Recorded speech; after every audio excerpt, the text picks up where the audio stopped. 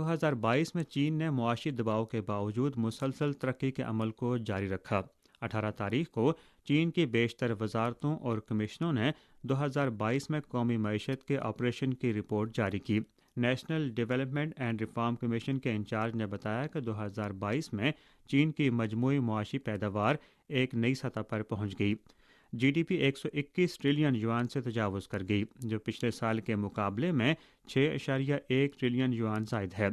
2020 سے 2022 تک 3 سالوں میں چین کے مجموعی معاشی حجم کی اوسط سالانہ شرح نمو 4.5% رہی، جو تقریباً 2% کی عالمی اوسط سے نمایاں طور پر زیادہ ہے، اور چین کی معیشت اب بھی عالمی معاشی ترقی کے لیے طاقت کا ایک اہم ذریعہ ہے۔ وزارت تجارت کی جانب سے 18 تاریخ کو جاری کردہ اعداد و شمار کے مطابق 2022 میں چین میں استعمال ہونے والی غیر ملکی سرمایہ کاری